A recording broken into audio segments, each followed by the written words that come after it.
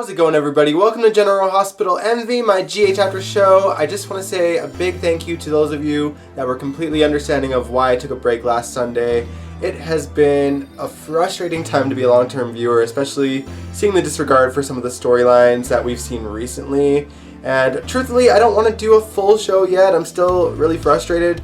But I do want to touch base and talk about some of the plot lines that I missed last week and of course the ones from this week, because there has been movement in storylines that we've been dying to see movement on. So not all of them have been enjoyable, but I want to discuss anyway. Let's get into it. Something that happened last week that I feel like we should discuss before discussing this week is that whether it's alive or not, Peter's body is no longer in that freezer. Long story short, Elizabeth told Jason the truth about what Finn did to Peter and what they did with the body, and Finn told Anna the truth about what happened to Peter and what happened to the body, although he didn't mention Elizabeth.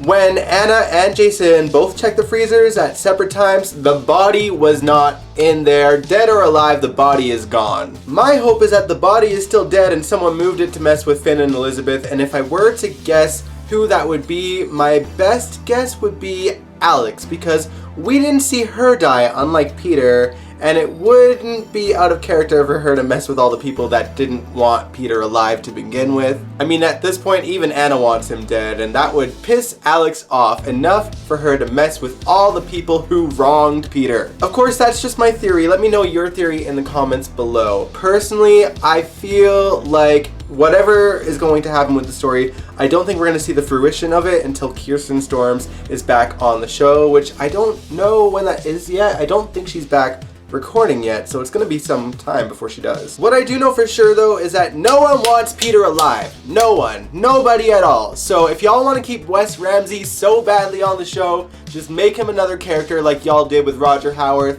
and Michael Easton several times over. We deserve for that man to never be on the show ever again. After the mess y'all have been creating lately, you owe us, writers. Anyway, now let's discuss this week something that I am absolutely ecstatic to talk about. Chase finally knows about Willow and Michael. Oh my god, finally. So here's the buzz. It was Wiley's 3rd birthday, and Harmony, Willow's mother, decided to show up and surprise them, and it shook Willow to the core. Apparently, she is not over what Harmony did. I could have sworn that they got over it, but maybe the writers forgot that too. Suffice to say, Willow was so upset that she ran to the gatehouse, and Michael ran after her, and Willow had woe is me sex with Michael, and they actually had it in the bedroom. Chase has been practicing standing up and wanted to cheer Willow up and surprise her, so he gets Austin to help him over to the gatehouse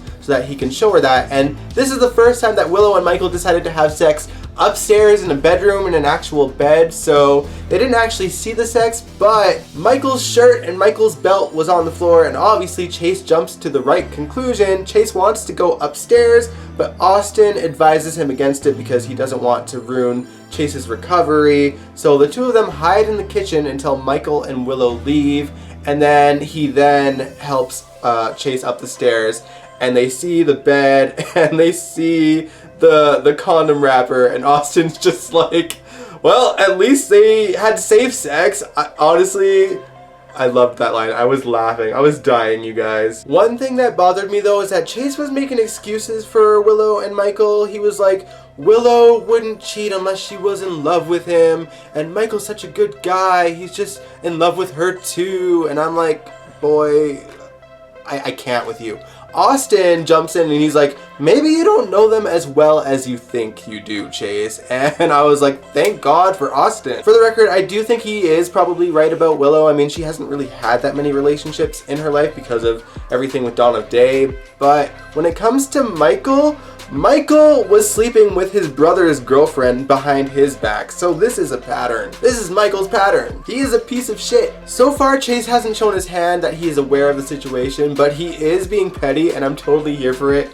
Y'all know I am Team Chase on this one, and this could go either one of two ways. He could continue to just torture them until they finally get so sick of it that they just blurt out the truth, or he'll just rip off the band-aid sometime next week. The unfortunate thing is he's kind of the last to know in the situation, so this is going to isolate him because Sasha and Brooklyn, who are supposed to be his good friends, already know about this Willow affair, and so he is going to be just kind of the odd one out, you know what I mean? And because the writers have been shoving Willow down our throats, they are going to make Chase look like the bad guy when Willow are the ones that are just being complete assholes, you know? They could have just told him the truth from the get-go, but they have just been lying to his face despite the fact that he is recovering continuously because they're too chicken to tell him the truth. Chase is a grown-ass man, y'all. He could have handled it completely. Of course, he would have been mad, but he would have respected them for being honest. There's no going back on this one. How do you guys want Chase to handle it? Let me know in the comments below. Alright, let's talk about Harmony for a second. Now, she is actually doing her very best to get her life back in order. She is still on parole, as you guys know, and currently she has a job at the prison where Alexis resides. And I don't remember if this was revealed last week or the week before, but Ryan Chamberlain is also in that prison, and Harmony's job is to help prisoners like Ryan communicate when they're not able to communicate with words. And so it's with like blinking and yes or no questions, and with that she helps him write letters. And as you guys may remember, or not because it was a blink and you miss it moment, Ryan sent Spencer a letter. And that is where I figured out that Spencer is most likely the stalker in the situation long before Spencer even came back on screen. Nicholas and Alexis stumble upon that letter, and if Nicholas doesn't figure out at that point that it's Spencer that is the stalker, I don't know what I will do, because it is maddening that they haven't even figured it out without the letters, because he doesn't even make it a secret that he hates Ava. I'm like, I don't get it. Where are the intelligent minds of the Cassidines? Hell, Ava should have figured it out by now. Okay, let's quickly touch base on Jordan, Portia, and Curtis, and Aunt Stella. So last week, Portia actually revealed to Trina that she and Curtis are dating. And Trina was mostly okay with it. She felt a little bit awkward because she was worried that they started to like each other when Jordan and Curtis were still happily married, but that wasn't the case.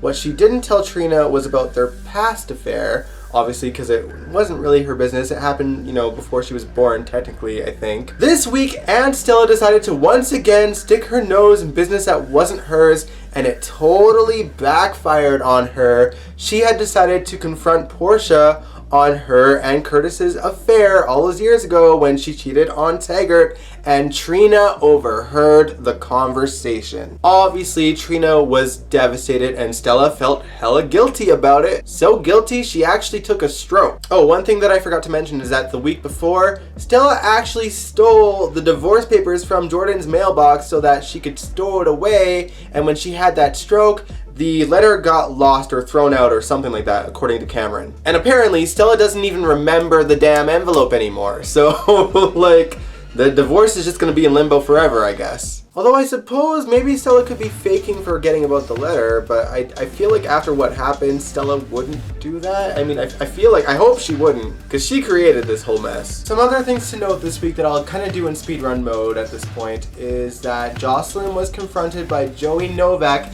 conveniently after Carly just gloated to Jax about how the mob hasn't touched Jocelyn yet.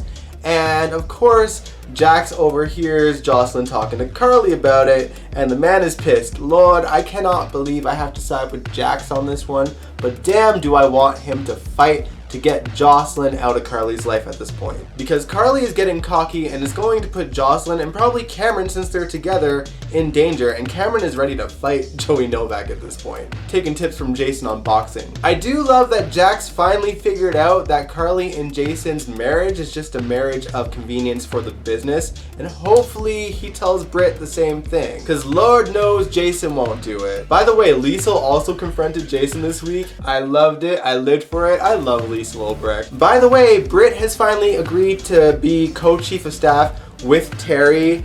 Honestly, I'm excited to see it if it gets shown on screen. I just don't trust the writers to show a story with Terry for too long because, she's been so underutilized. So I don't know if we'll actually see it, but I hope we do. I think that it would be a fun dynamic to watch on the show. Hayden's mother, Naomi Dreyfus, showed up to town, and I'm assuming it has to do with that storyline that shall not be named, However, at the very least, I hope that this leads to Hayden being found, because I feel like she was booted off the show for no reason. Like, there was no reason for her to be off the show at that point, and it's about time that they bring her back, honestly. Alright, last little fun quirk to mention. Sasha hired Gladys as Brooklyn's assistant, and I'm so here for it. Honestly, I know that, like, Gladys is an annoying character, but I think that the actress that plays her is so good and so fun to watch. I cannot wait for the shenanigans that will ensue between the two of them. I think it's going to be so hilarious. Although I do have a feeling that she's going to find out the truth about Brooklyn's baby and it's